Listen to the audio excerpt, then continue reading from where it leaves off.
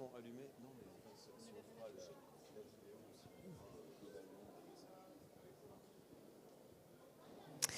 Bonjour, allez, on parle aujourd'hui d'un sujet stratégique pour cette dernière table ronde de l'édition d'Idéo Bain, les économies d'eau dans la salle de bain. Où en est-on en 2024? Je l'ai dit, je le répète, c'est un sujet stratégique qui va encore prendre de l'ampleur. L'eau douce se raréfie sous l'effet du changement climatique, ce n'est pas un secret. L'OMS, l'Organisation mondiale de la santé, estime qu'un individu a besoin de 50 litres par jour pour vivre décemment et 100 litres pour vivre confortablement par jour. Au-delà, on parle donc de gaspillage. Or, en France, la consommation domestique d'eau atteint 148 litres par habitant et par jour en moyenne. C'est 42 litres de plus qu'il y a 40 ans, principalement pour les besoins d'hygiène, donc dans la salle de bain à 39%. Et la facture d'eau des ménages français s'élève en moyenne à 500 € par an. C'est pas rien. Alors avoir les bons gestes, avoir aussi le bon matériel, ça permet évidemment d'importantes économies en plus que de préserver notre planète. On en parle maintenant avec nos invités. Bonjour Gaël Magda. Vous êtes directeur général France et Europe de l'Ouest chez Gros. Votre périmètre s'étend de l'Irlande au Portugal en passant par le Luxembourg, si j'ai bien compris. Thierry Vivier, vous êtes directeur marketing et communication de Presto. C'est une société familiale française qui va avoir 100 ans. Tout le monde connaît vos robinets, puisque Presto est l'inventeur du bouton poussoir qui s'arrête tout seul. Vous êtes évidemment présent dans de très nombreux établissements recevant du public. Et message personnel, j'adore vos suites cette année sur le salon. Gaël Magda, on parle d'économie d'eau, mais on ne peut pas distinguer économie d'eau et économie d'énergie. Alors en effet, c'est vrai que les consommateurs, traditionnellement, quand ils utilisent de la robinetterie, ils font appel à de l'eau chaude. Donc l'eau chaude fait appel à un système de chauffage. On a développé, inventé et puis maintenant mis sur le marché depuis quelques années des dispositifs qui permettent en fait de limiter la consommation d'eau d'un côté, on en parlera aujourd'hui, mais également la consommation d'énergie avec simplement des produits qui font de l'ouverture eau froide. Donc au lieu d'ouvrir un mitigeur en position centrale qui délivre une eau mitigée, donc moitié chaud, moitié froid, on ouvre en eau froide et ça permet de limiter l'appel à l'eau chaude quand ça n'est pas nécessaire. On va revenir sur vos solutions. Rappelle une fois encore, les chiffres, c'est toujours important. Selon l'ADEME, c'est l'Agence pour l'énergie, 12% des consommations d'énergie d'un ménage servent à chauffer l'eau. Effectivement, il y a donc un lien. Pour vous, le lien n'est pas toujours, Thierry Vivier, évident entre consommation d'eau et consommation d'énergie. En fait, nous, on s'attache vraiment à connaître mieux et maîtriser les usages des personnes. Si on parle par exemple de la solution qui a été évoquée là, le côté ouvrir directement en eau froide, en fait, c'est sorti d'un historique qui est de dire à chaque fois que les femmes de ménage font le ménage ou quelqu'un qui nettoie son robinet, il a tendance à réaligner l'axe de mitigeage avec l'axe du bec du robinet. Donc, ce qui fait que le robinet se retrouve en autoposition mitigage. Donc, c'est pour ça que les gens ont l'habitude d'ouvrir comme ça. Donc, en fait, c'est juste une modification de l'axe de la cartouche pour ça. Mais effectivement, le but, c'est vraiment de regarder la façon dont les usagers fonctionnent, comment ils réfléchissent en termes d'usage de l'eau. Et c'est là qu'on va pouvoir faire des liens entre la consommation d'eau, l'économie d'eau et les économies d'énergie, plutôt que de passer vraiment plutôt par des technologies. Oui, avec des forts enjeux à la clé. On a tous une responsabilité, évidemment, dans ces économies d'eau. La vôtre, en tant qu'industriel, c'est laquelle, Gaël Magda ? Nous, on se donne en fait comme mission de réinventer l'usage de l'eau, tant dans la façon dont on produit nos produits sur les différents sites internationaux, que dans la promesse que les produits vont donner sur le marché. Donc on a aujourd'hui 2/3 des solutions qu'on met sur le marché qui sont économes en eau. Économe en eau, c'est, dans une définition, c'est essayer de réduire le débit des mitigeurs, le débit des douchettes, le débit des douches. Et pour ça, aujourd'hui, pour nous, l'objectif, c'est en 2024 d'avoir des produits qui délivrent 20 à 30% d'économie d'eau par rapport à des mitigeurs classiques. Ça, c'est intéressant. Thierry Vivier, vous, les économies d'eau, ça fait partie de l'ADN de Presto. C'est ça, je pense qu'on est clairement le seul robinettier au monde qui a consacré l'intégralité de sa carrière et de son activité à l'économie d'eau, puisqu'on a été créé en 1927 par André Patient sur le constat qu'un jour on allait manquer d'eau. Donc c'était vraiment un pionnier et il s'est dit c'est impossible. Il s'est battu contre les sanisettes ou les urinoirs où il y avait de l'eau qui coulait en permanence dans les toilettes publiques, etc.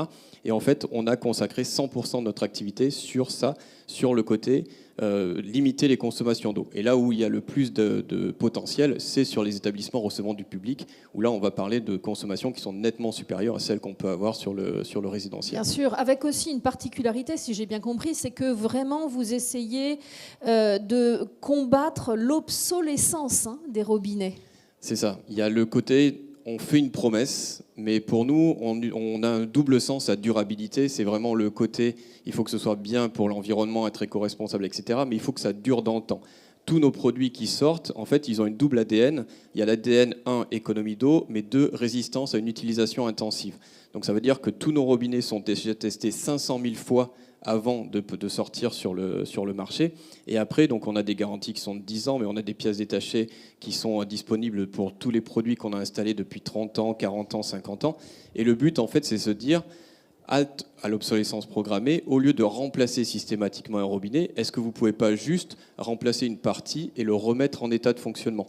Et donc, on travaille beaucoup sur ça. On a calculé nos propres indices de réparabilité. On a créé des applications pour rendre ce côté-là, ce choix le plus simple possible pour l'installateur, puisqu'on voit que malheureusement, un distributeur qui a 3000 références à gérer ne peut pas avoir ce niveau de compétence ou ce niveau de connaissance pour aider son installateur. Donc, on va essayer d'aller vers lui pour lui montrer, voilà, quand vous achetez du Presto, c'est fait pour durer et vous inquiétez pas, on vous a fait une promesse.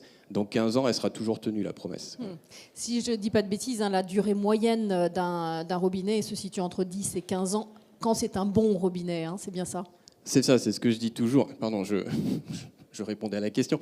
Quand j'ai commencé chez Presto, on me disait « Ouais, mais tes robinets Presto, ils ont l'air vieux. » Et je leur répondais « Oui, ils sont vieux parce que je pense qu'on a le plus gros parc installé en France de robinets dans les établissements recevant du public. Et ils peuvent tenir 15 ans, 20 ans, 30 ans. Et encore une fois, avec la simple facilité, la conception qu'on met dans le produit, de le rendre hyper simple à réparer et à remettre en état de marche, pas d'outils propriétaires, tous les tutos qu'on peut avoir, etc. Donc en fait, c'est simple, vraiment, c'est très intuitif. Et donc, effectivement, moi, je suis fier d'avoir des vieux produits sur le marché et pas de dire c'est un produit fashion et qu'on va jeter et remplacer. Merci pour les vieux. Vous voulez compléter ?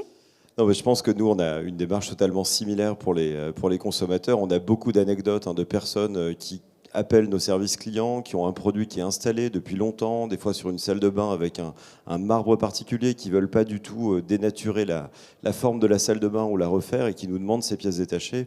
Et on a cette promesse en fait, d'avoir des pièces qui sont disponibles plusieurs années, bien sûr, 20-25 ans sur nos produits, qu'ils soient pour les WC, pour la robinetterie. Et ces pièces, on les trouve sur le marché, les installateurs les réparent. Alors, surtout des fois les anciennes générations d'installateurs, et c'est un vrai sujet aujourd'hui, il faut avoir des produits de plus en plus réparables, mais il faut aussi des installateurs qui ont envie de les réparer, et notamment pour des mitigeurs plus simples, de temps en temps, pas avoir la facilité de remplacer plutôt que de réparer. Donc on s'emploie à faire de la pédagogie sur le sujet aujourd'hui, autour en particulier de nos produits techniques. Il n'existe pas de marché de seconde main pour la salle de bain, notamment la robinetterie et autres Bon, je crois qu'il y a quelques initiatives là, qui émergent sur le marché de reconditionnement, de réemploi, de circularité. Elles sont encore assez isolées et sur des volumes qui ne sont pas importants. Mais je pense qu'il faut les encourager parce qu'en fait, la volonté, c'est que le bâtiment soit de plus en plus propre. On a vu l'apparition récente des éco-organismes qui maintenant récupèrent les produits sur des filières un peu plus organisées. Maintenant, on peut aller plus loin. Et dans le réemploi notamment, il y a des besoins et il n'y a pas toujours besoin d'un robinet neuf. Donc nous, on est totalement favorable à ces initiatives de marché. Alors merci de nous encourager puisqu'on a cette initiative justement de proposer des produits de reconditionnés et on travaille effectivement avec les distributeurs aussi, puisque nous, on travaille avec des marchés publics aussi, des villes qui cherchent des fournisseurs éco-responsables, et dans leur chantier, alors forcément, s'il a besoin de 50 robinets, on n'aura pas forcément 50 robinets reconditionnés, mais on sera capable de dire au moins, ben voilà, on en a 5, c'est toujours mieux que 0, et donc on va pouvoir proposer des robinets reconditionnés sur ça. Mais effectivement, il y a encore pas mal de choses à mettre en place. Ça reste des initiatives qu'il faut effectivement, je suis d'accord avec vous, pousser et mettre en avant pour aller vers une économie plus circulaire. C'est ça, ça fait partie des économies et de préserver effectivement l'environnement. Alors on va parler maintenant de vos solutions pour économiser l'eau dans la salle de bain. On commence avec vous, Gaëlle Magda. En 2025, vous allez proposer les douches circulaires Everstream. Alors à la clé, c'est des belles économies d'eau? Alors à la clé, c'est 70% d'économie d'eau, 75% d'économie d'énergie. Donc sur les deux tableaux dont on parlait au début de cette table ronde, on répond présent. Alors la question, c'est qu'est-ce que c'est qu'Everstream? C'est une douche donc cyclique dans laquelle on va avoir un acte de se laver de façon classique. Et puis aujourd'hui, on a un petit peu le côté négatif où on éduque nos enfants à dire ne restez pas trop longtemps sous la douche. Et pourtant, on a de temps en temps besoin ou envie de le faire. Donc là, on a un petit bouton très simple qui fait tourner l'eau en circuit fermé. Donc l'eau, elle est récupérée, elle est filtrée bien sûr, et puis flashée pour éviter toute impureté. Et on vient simplement en fait réchauffer l'eau du nombre de degrés qu'elle a perdu entre la douche de tête et puis le bac à douche. Donc c'est 1 à 2 degrés selon la perte. Donc au lieu de repuiser en fait de l'eau à 38 degrés pour l'envoyer dans le circuit, on apporte ce complément. Et donc là, ça fonctionne comme son nom l'indique, à l'infini. Voilà. Donc c'est la promesse d'Everstream qui arrive sur le marché en 2025. Et qui est un de nos produits qui va permettre de concrétiser beaucoup d'efforts R&D de ces dernières années. Oui, ça doit être. On reparlera de l'innovation, mais ça veut dire que tout est en circuit fermé.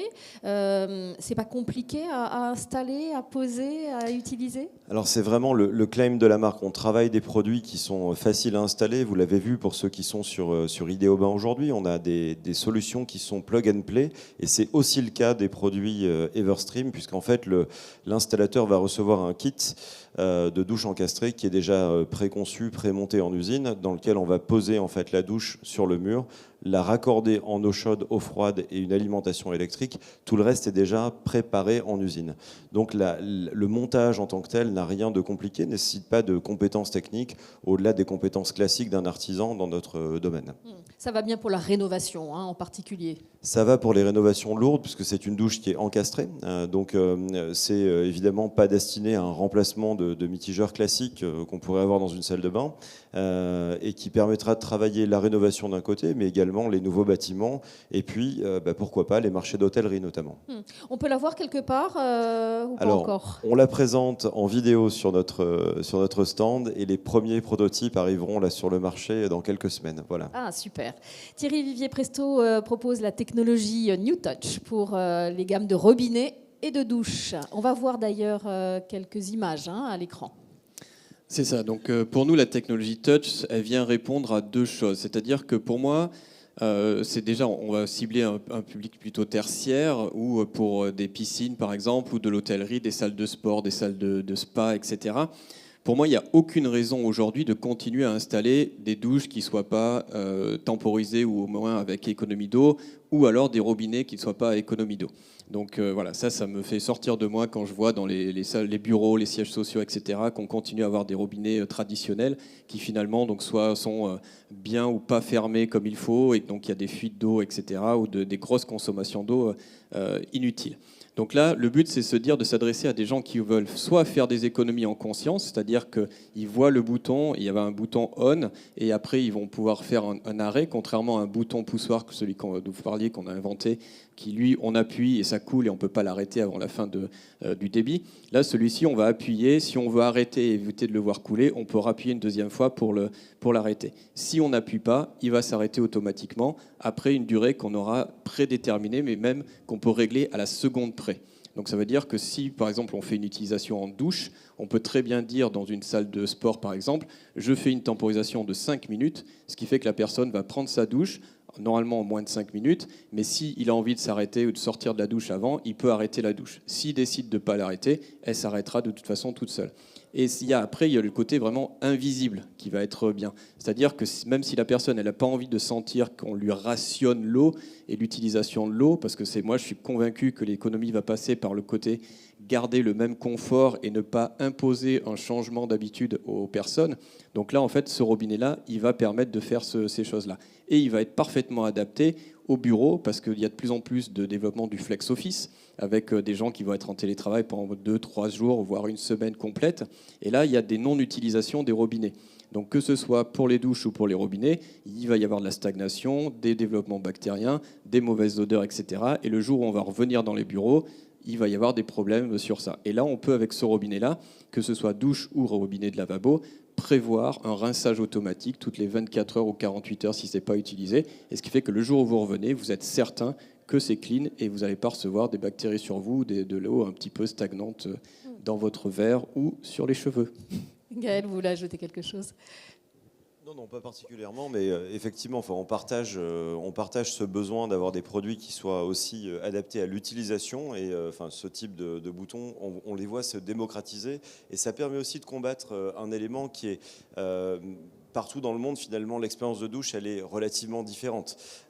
Et on a tous, lors de nos voyages, été des fois un peu surpris de ne pas trouver des solutions qu'on connaît, qu'on a l'habitude de pratiquer.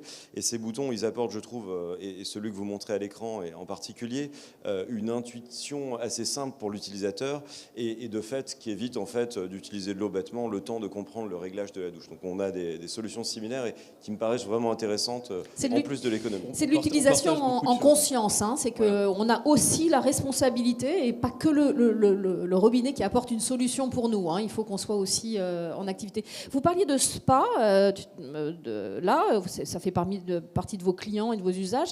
Est-ce que ça a encore du sens aujourd'hui d'équiper de même matériel ces spas alors que l'eau se raréfie ? Non, en effet, je pense qu'on peut justement passer avec des systèmes de ce que j'appelle l'économie invisible pour donner l'impression qu'on n'a rien changé, et surtout, encore une fois, comme j'ai dit tout à l'heure, c'est de ne pas changer le confort. Donc c'est pour ça qu'on partage beaucoup de choses. Il y a des pommes de douche aussi qui sont travaillées avec des nouveaux sprays, etc. Donc, et là, voilà, on va pouvoir venir en complément et avoir vraiment un effort. Et je parle toujours, moi, de solidarité et de cercle solidaire qu'on doit avoir entre industriels, puisqu'on n'est pas forcément sur les mêmes segments aussi, mais avec les installateurs, avec les distributeurs aussi, et s'assurer qu'on va vraiment faire la promotion auprès des architectes, auprès des designers d'intérieur qui ne sont pas forcément sensibilisés ou qui n'ont pas forcément accès à ce genre de technologie aussi. Donc il faut leur dire que voilà, ça existe et que maintenant on doit revoir nos logiciels, et il y a plein de choses qui existent pour pouvoir faire des économies dans toutes les choses. Nous, on travaille effectivement sur les établissements recevant du public, donc on parlait de l'intuitivité du produit. Ça doit être important parce qu'on ne sait jamais qui va utiliser notre produit. Donc nous, ça peut être une personne à mobilité réduite, comme ça peut être un enfant, comme ça peut être une personne âgée, ou tout simplement dans un aéroport, quelqu'un qui ne parle pas la langue. Donc en fait, il faut que ce soit compréhensible et lisible par tout le monde. Parce qu'après, quand on va prendre une douche chez soi, on ne va pas choisir de la même façon, et on ne va pas prendre la douche de la même manière que quand on est dans une salle de sport, que quand on est chez soi.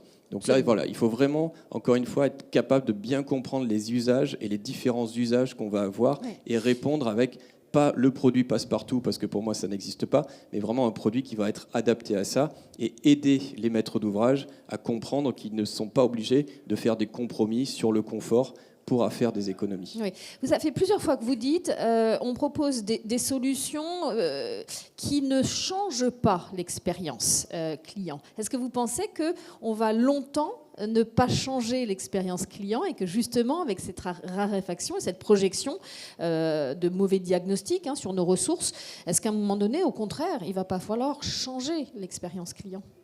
Gaël ? Je veux bien commencer. Donc, je pense qu'il y aura différents stades. On est à un stade où la prise de conscience sur la raréfaction de l'eau commence seulement aujourd'hui, pour une raison évidente. Le prix d'un mètre cube d'eau aujourd'hui en France et dans beaucoup de pays, c'est 4 à 6 euros par mètre cube. Ça reste pas encore en fait un élément suffisamment déclencheur pour que les consommateurs soient mobilisés de façon nationale et massive vers des solutions à économie d'eau. C'est ce qu'on voit en tout cas dans les données qui sont visibles sur le marché. Pour autant, On voit que la tendance à aller vers l'économie d'eau, elle augmente, elle se développe. Donc il y a des solutions qui sont immédiates, qui finalement, sans changer l'usage, et c'est ce que vous avez dit tout à l'heure, permettent de répondre dès aujourd'hui en fait à ces problématiques. Ces solutions, elles font gagner 20-30% d'économie d'eau. Maintenant, la question, c'est est-ce suffisant? Est-ce qu'on va être capable dans les années à venir d'améliorer en fait les performances des produits pour aller beaucoup plus loin en termes de consommation d'eau et avoir des produits qui soient plus économes en eau? On le voit aujourd'hui, ces technologies sont mûres, elles sont existantes sur le marché, mais on a des points de débit qui sont des points bas dans lesquels on ne veut pas aller en fait remettre en cause l'expérience, le confort de la douche notamment, pour atteindre en fait une expérience potentiellement plus faible, mais avec des débits plus faibles. Donc on se l'interdit pour le moment. Demain, et avec Everstream dont j'ai parlé tout à l'heure, on pourra en fait se permettre d'aller plus loin sans pour autant en fait baisser ce niveau de confort qui est relativement important et qui serait probablement anti-consommateur, si on peut l'appeler ainsi. Merci pour votre transparence. Thierry, vous voulez ajouter quelque chose? Oui, nous, c'est ce qu'on dit souvent, on dit chaque goutte compte. Et le but, en fait, c'est de dire ne soyons pas radicaux d'un coup, sinon ça ne va pas passer. Et si on demande à faire des grosses modifications d'un coup, on va tout casser. Regardez ce qui se passe à chaque fois qu'il y a une réforme un peu trop cassante ou disruptive. Ben voilà, on dit non et on fait un pas en arrière. Donc nous, le but, c'est voilà, si on peut économiser que 20-30% dans un premier temps, mais que ça nous permet d'être une première marche vers d'autres systèmes qui vont aller plus loin, le but, c'est d'éduquer doucement et de faire gagner la lutte pour l'économie d'eau. Au rythme qu'il faut, mais voilà, on sait qu'il va falloir l'accélérer, mais ne brusquons pas les gens, sinon on va aller à l'encontre de ce qu'on veut faire. Ouais. Et vous n'y êtes évidemment pour rien, sauf que le temps du changement climatique n'est pas le même que le changement industriel ou créatif, mais ça c'est pareil pour tout le monde. Alors j'aimerais qu'on continue sur cette perspective d'innovation. On peut certes encore innover dans la salle de bain, là vous avez parlé d'une innovation intéressante qui a dû, j'imagine, vous demander de dépasser certaines problématiques.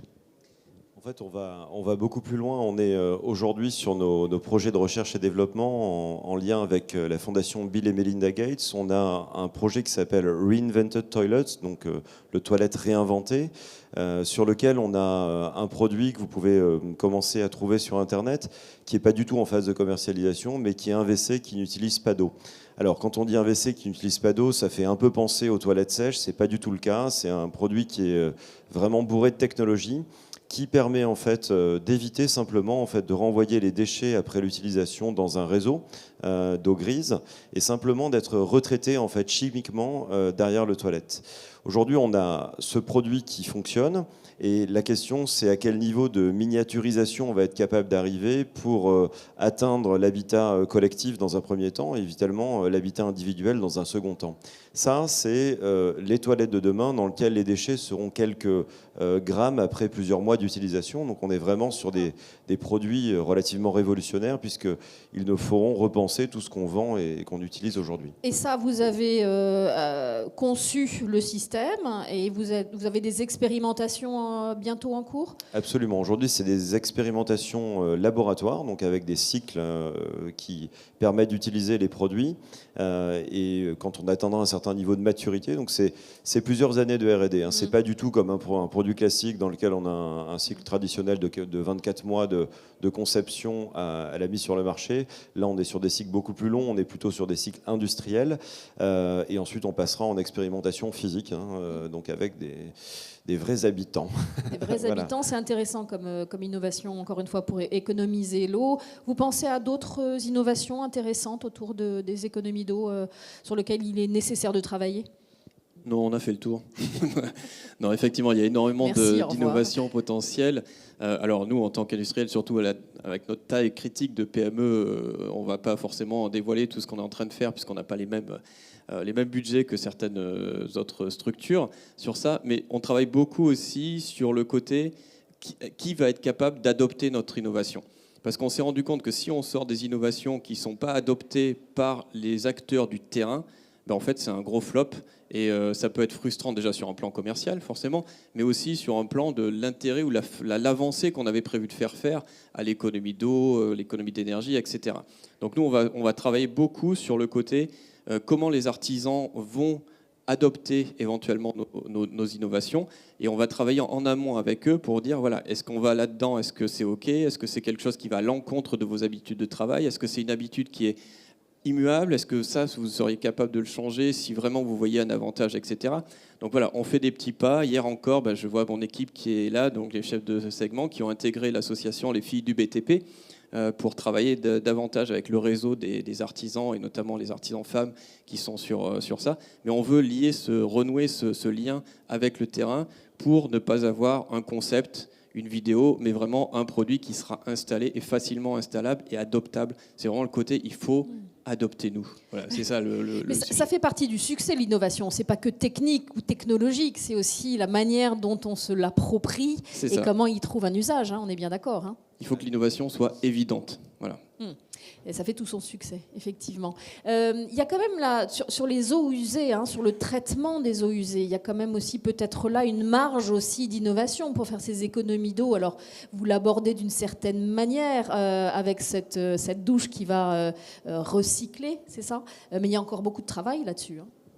Il y a beaucoup de travail, il y a aussi beaucoup d'éducation plus globale sur le bâtiment, parce que là, quand on parle de réutiliser les eaux usées, il faut repenser en fait les circuits. Donc il ne s'agit pas que de penser aux appareils, mais repenser à où est-ce qu'on prend l'eau. Donc ça peut être de l'eau extérieure, les eaux de pluie notamment. À quels appareils on l'utilise, est-ce que ça va fonctionner, comment on va les maintenir dans le temps. Donc aujourd'hui, je crois qu'il y a beaucoup d'expérimentation. D'une façon assez naturelle, les régions qui ont besoin d'eau commencent à la récupérer, la capter, la stocker et la mettre en service dans l'habitat. Il y a un décret qui est sorti il y a 2 ans qui nous permet de penser que ça va s'accélérer, mais les débouchés à l'intérieur du logement ne sont pas encore tous prêts, voilà, simplement. Ouais. Et il faudra adapter vos matériels à cette nouvelle eau qui va circuler. Gaël Magda, vous voyagez beaucoup, vous êtes un pigeon voyageur dans votre fonction. Vous couvrez donc pas mal de pays de l'Europe de l'Ouest. Quels sont ceux qui peuvent nous inspirer, encore une fois, en termes d'économie d'eau ? Je crois qu'il y a aujourd'hui, l'Europe, c'est pas un pays, c'est une multitude de pays avec des réalités qui sont totalement différentes. Ce qu'on voit aujourd'hui, nous, c'est vraiment les pays de l'Europe du Nord qui poussent beaucoup, donc Danemark, Suède, Finlande. Ils poussent tant dans la façon dont on conçoit le bâtiment, avec notamment toutes ces constructions hors site, qui pour nous, dans Acteurs de la salle de bain, nous font repenser notre façon de distribuer. On travaille avec des industriels qui fabriquent de la salle de bain en usine et non plus sur site. Et puis, on voit, si on descend un peu plus au sud, sur les zones plus chaudes, Espagne, Portugal, des besoins en fait assez immédiats d'avoir accès à de l'eau tout le temps, et notamment avec des solutions de stockage et puis de maintien à un bon niveau de qualité, puisque les épisodes climatiques qu'on a pu avoir il y a 2 ans, ils sont un peu plus intenses dans ces régions et un peu plus fréquents. Et ces pays, ils sont voisins, puisque c'est Espagne, Portugal, Italie, dans lequel on commence à avoir ces besoins de stockage. Voilà quelques exemples en tout cas. D'accord, donc la France, le Danemark, sur la prise en compte de la ressource le plus possible en amont. Effectivement, il y a des décrets qui passent, ça peut être inspirant. Vous avez, vous, des sources d'inspiration à l'étranger dans vos produits, ou de culture d'ailleurs ? Oui, ça fait des années effectivement qu'on est à l'export. Je me rappelle, on a travaillé beaucoup il y a plus de 30 ans maintenant avec Singapour aussi, qui est une île qui n'avait pas d'eau potable et qui devait faire venir son eau potable. Donc ils ont été les premiers, quasiment les pionniers, et ils nous ont appelés, les robinets Presto, pour les aider à mettre en place des robinets temporisés, des robinets électroniques.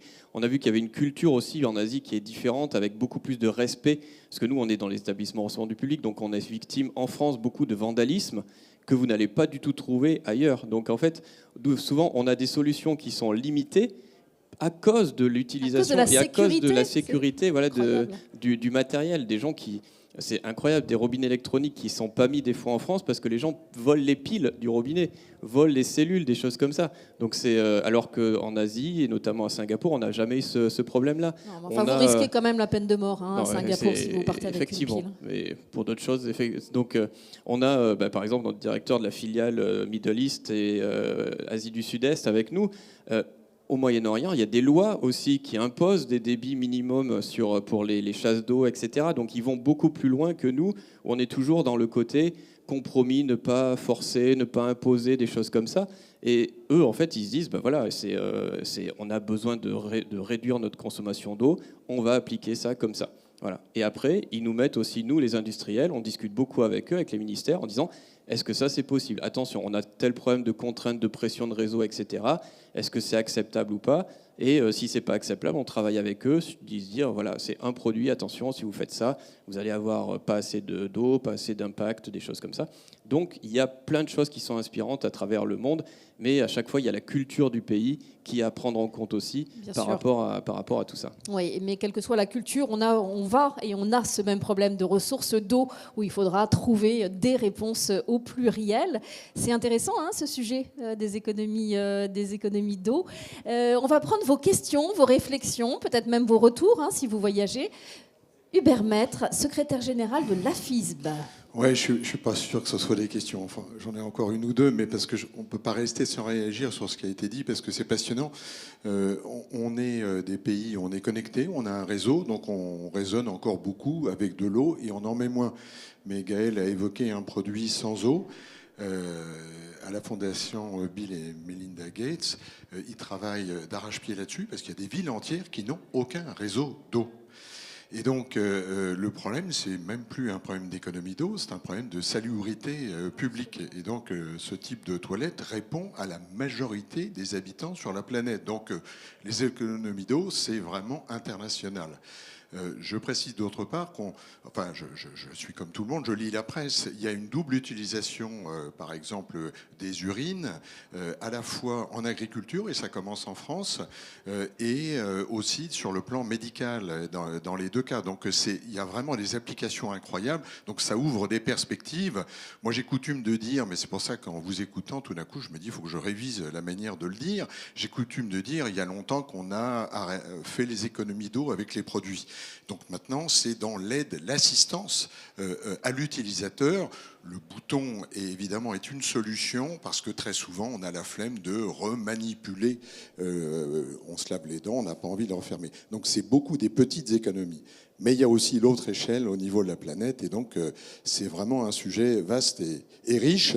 J'ai eu une question quand même, c'est est-ce qu'il y a un démarrage à l'eau froide sur l'évier ? Et ça m'amènera peut-être quand même juste une petite réflexion sur l'eau chaude sanitaire. On produit l'eau chaude sanitaire pour un bâtiment complet alors qu'on l'utilise que pratiquement dans la salle de bain.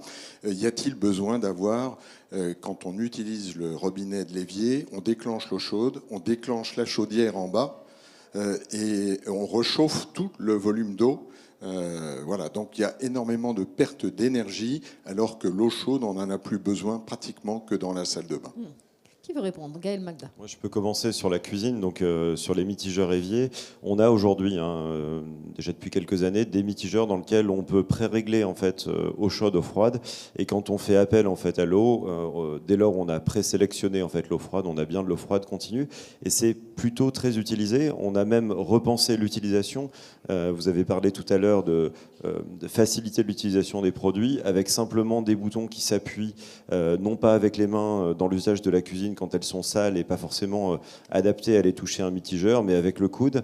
Donc ça, on a repensé effectivement l'utilisation en plus de travailler ce débit eau froide comme premier débit en fait et satisfaisant. Est-ce qu'il y a d'autres remarques? Moi, je voulais juste compléter par rapport à cette question-là sur le côté besoin de l'eau chaude dans les collectivités. Encore une fois, je reviens toujours sur l'usage, mais c'est incroyable parce que quand vous vous lavez les mains dans les toilettes ici, est-ce que vous allez changer la température de l'eau chaude? Souvent, en fait, quand on va se laver les mains, on passe la main devant la cellule ou devant le robinet et on utilise l'eau qu'il y a. Mais en fait, la majorité des maîtres d'ouvrage et des installateurs nous commandent des robinets où on doit pouvoir changer la température. Alors qu'en fait, il n'y en a pas besoin. La majorité des cas, on devrait avoir soit de l'eau prémitigée avec des prémitigeurs comme ça, ou même de l'eau froide pour se laver les mains. Mais si vous analysez vos ventes, vous voyez que si vous ne proposez pas un mitigeur qui, lui, va être à l'encontre des économies d'eau et d'énergie, en fait, ils ne vont pas passer de commande. Vous m'enlevez ma prochaine question. Ça veut dire que les installateurs n'ont pas encore pris conscience de ces économies d'eau et qu'il faut aussi travailler avec eux sur un dialogue? Je pense que ce n'est pas forcément que l'installateur, mais c'est aussi donc, toute la chaîne, les maîtres d'ouvrage. Si on regarde aussi les distributeurs qui, eux, vont travailler par rapport à des historiques de vente, etc. En fait, c'est un cercle. On parlait de cercle vertueux, là, c'est un cercle vicieux. C'est que comme ils vont analyser leurs ventes et qu'ils vont se dire c'est tous les mitigeurs qui sont... moi, je remets en stock que ce qui se vend. Donc, en fait, c'est des mitigeurs. Donc, on va proposer du mitigeur. Donc, l'installateur, quand il vient, il a du mitigeur. Et on va toujours continuer à fournir ce cercle Oui, vicieux. S'il y a des installateurs dans la salle, n'hésitez pas à témoigner, même si vous n'avez pas de questions, mais au moins sur vos usages. Vous voulez compléter sur cette relation avec les installateurs et leur prise de conscience, parce que ce sont les prescripteurs. Oui, les installateurs sont les prescripteurs, mais d'une façon plus globale, c'est tous les acteurs du bâtiment, de la conception du bâtiment, qui est de plus en plus faite en amont, les maîtres d'ouvrage qui définissent un certain niveau d'équipement, et bien sûr l'artisan dans les chantiers peut-être plus dans lesquels il y a plus de prise en main, qui sont capables de décider et de tester les produits. Après, on le voit, les artisans, nous, on a une grande action auprès des CFA en France, on a beaucoup de CFA avec lesquels on travaille, et on a vraiment équipé ces CFA avec les produits à la plus haute valeur ajoutée et le plus grand niveau de technologie pour faire en sorte que les générations d'artisans qui arriveront sur le marché demain soient formés en fait sur les plus grandes notions technologiques et pas simplement sur les appareils classiques et historiques. Est-ce qu'il y a d'autres remarques, d'autres questions? Sinon, je suis sûre qu'Hubert Maître, vous avez une deuxième question, Hubert? Vous aviez dit une deuxième, vous l'aviez posée dans l'une. Non, j'ai simplement une idée. On a regretté, on avait primé une année une certaine marque Twido qui avait décomposé le ballon d'eau chaude en 3 petits ballons. Et dès qu'on tirait de l'eau chaude, donc c'était dans un bâti-support de WC, donc pour prendre moins de place. Et l'intérêt, c'est que quand on tire de l'eau chaude, ça ne chauffe qu'un des 3 ballons. Et donc, ça divise la quantité d'eau à chauffer. Et il faut absolument qu'on se rapproche du système d'eau chaude, on l'a dit, qui est utilisé principalement maintenant dans la salle de bain. Et donc, c'est une voie, parce que quand on économise de l'eau chaude, on économise de l'énergie, mais on économise aussi toute l'eau qui n'était pas à la bonne température et qui a coulé avant. Donc, c'est des applications, c'est des petites choses, mais mis bout à bout sur l'ensemble d'un territoire, on imagine les économies. Absolument. Faire rimer le bon sens avec aussi la technologie, l'usage, l'appropriation, c'est un peu ce qu'on s'est dit là aujourd'hui. En tout cas, il y a des solutions, il y a encore des innovations à faire. Et il y a une chose importante, c'est qu'on est tous évidemment responsables de ces économies d'eau. Merci à nos invités, on peut les applaudir. C'était très intéressant. Merci. Pour clore ce salon aujourd'hui avec plein de réflexions. Merci à vous et bonne fin de salon.